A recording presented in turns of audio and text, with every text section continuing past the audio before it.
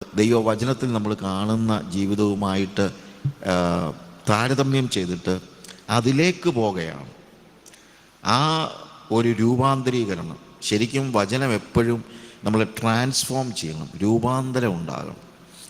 വചനം നമ്മളെ സന്തോഷിപ്പിക്കണം. യഹോവയുടെ ന്യായപ്രമാണത്തിൽ സന്തോഷിച്ച് അവൻ്റെ ന്യായപ്രമാണത്തെ രാപ്പകൽ ധ്യാനിക്കുന്ന മനുഷ്യൻ ഭാഗ്യവാൻ എന്നാണ് പറയുന്നത്. യഹോവയുടെ ന്യായപ്രമാണത്തിൽ സന്തോഷിച്ചാലേ ശരിക്കും രാപ്പകൽ ധ്യാനിക്കാൻ പറ്റുള്ളൂ. അല്ലാതൊക്കെ എത്ര പറഞ്ഞാലും ഇതൊന്നും നടക്കത്തില്ല. അല്ലെങ്കിൽ രാപ്പകൽ പോയിട്ട് ഇച്ചിരി നേരം 10 മിനിറ്റ് കഴിയുമ്പോൾ നമുക്ക് ഉറക്കം വരും, ഇല്ലേ?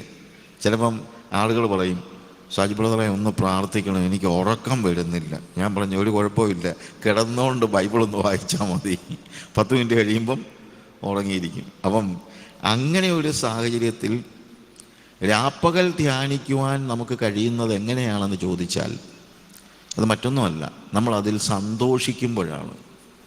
അതിൽ സന്തോഷിക്കുന്ന ഒരു കാര്യം പിന്നെയും നമ്മൾ വായിച്ചുകൊണ്ടിരിക്കും. അതിന് കുഴപ്പമൊന്നുമില്ല, അതിന് നമുക്കൊരു ബുദ്ധിമുട്ടുമില്ല.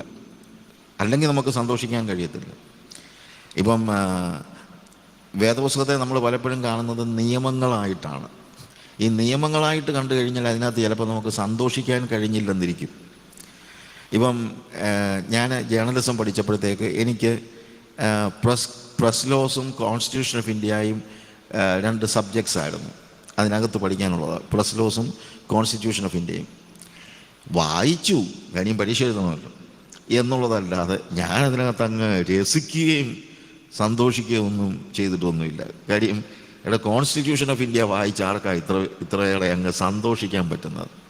അതുപോലെ ദൈവ തിരുവചനത്തെ വെറും ഒരു കോൺസ്റ്റിറ്റ്യൂഷൻ പോലെയോ ഒരു നിയമസംഹിത പോലെയോ നമ്മൾ കണ്ടു കഴിഞ്ഞാൽ അതിനകത്ത് നമുക്ക് ചിലപ്പോഴല്ല നമുക്ക് സന്തോഷിക്കാനായിട്ട് കഴിയത്തില്ല. എന്നാൽ അതുപോലല്ല, നമുക്ക് സ്നേഹിക്കുന്ന ഒരാൾ നമ്മളൊരു കത്തെഴുതുന്നു, അല്ലെങ്കിൽ മറ്റുള്ള കാര്യങ്ങളൊക്കെ അത് പല പ്രാവശ്യം വായിച്ചെന്നിരിക്കും. ഞാൻ 30 വർഷം മുമ്പൊക്കെ 35 വർഷം മുമ്പൊക്കെ അന്ന് ഈ മൊബൈൽ ഫോണൊന്നും ഇല്ലല്ലോ.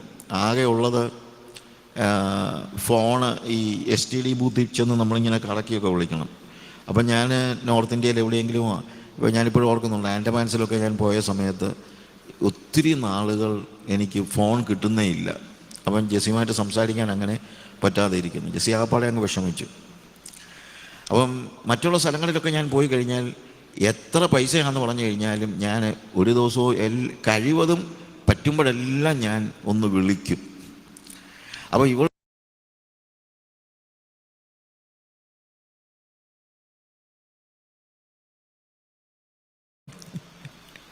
കത്താകുമ്പം ഒന്നും വായിക്കുന്നില്ല, പിന്നെയും വായിക്കാമെന്ന്.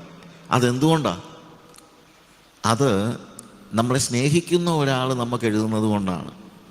അല്ലെങ്കിൽ അത് പിന്നെയും വായിക്കത്തില്ല. ഞാൻ അതിനൊരു ഉദാഹരണം പറയാറുണ്ട്. സുബൈദ എന്ന് പറയുന്ന ഒരു പെൺകുട്ടി, മലബാറിൽ, അവളുടെ ഭർത്താവ് സുബൈർ, ഇപ്പോഴല്ല ഒത്തിരി വർഷങ്ങൾക്ക് മുമ്പ് സൗദി അറേബ്യയിലാണ്.